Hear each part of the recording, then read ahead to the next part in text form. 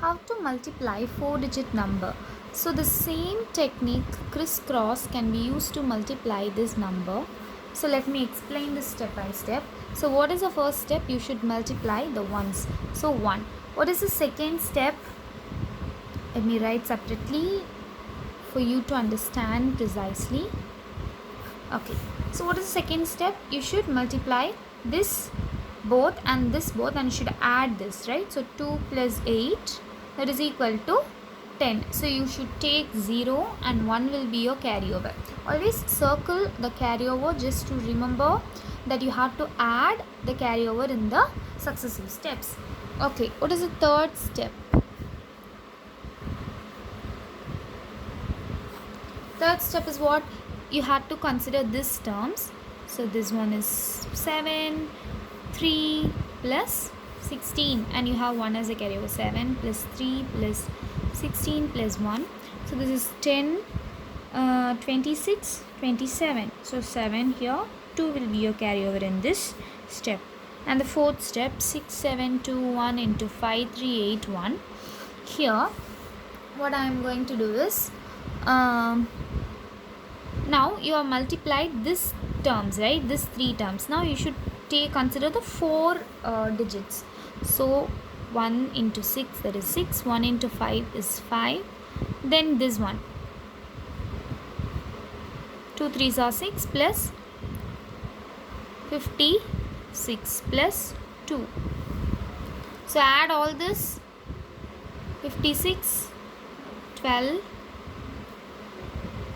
plus 56, that is 62, 64, 64 plus 5, 69. You will get 75. Okay, so 8 plus 5 is 10, 12, 18. So 18, sorry, 8 plus 19 will come, then plus 56, that is 675. Okay, 75, hard to take 75, should take 5, and 7 will be your carryover in this step. And fifth step,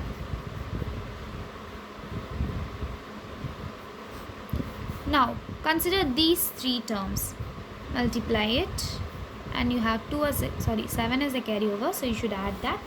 Always write it at the beginning, therefore you won't forget adding the carryover.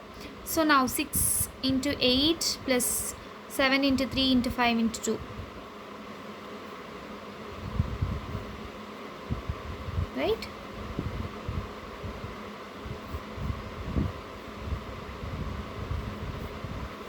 Take 6 and 8 will be your carryover.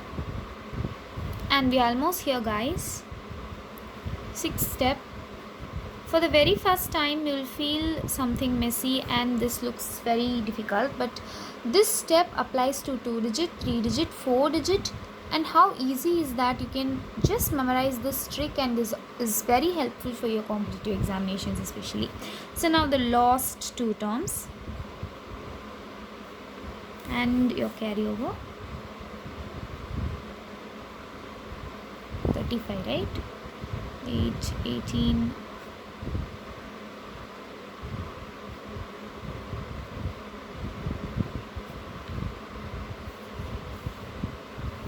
so take 1 and your carryover will be 6. The final step,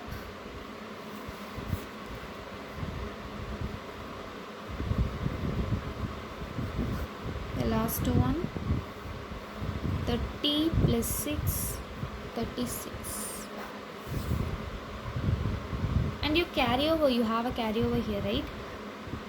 30 plus your carryover 6, that is 36. Your answer is 361,657, not 1. Just check it, use your calculator. It is very easy for you to do this. Suppose if you are given a number, say for example 6721 and 381. Okay, this can also be done by crisscross method. How? So this space can be filled with 0 because 0381 is nothing but 381. So if you put 0, then whenever you are multiplying the same way as I explained for 4-digit numbers, what will you get? 0 into 7 plus 6 into 3, like that you will get. So whenever you are multiplying it by 0, the answer will be obviously 0 plus something. So this can also be applied to 3-digit multiplication of 3-digit number with a 4-digit number, and this has its application in decimal points also, because you won't be asked in your competitive examinations just like this way.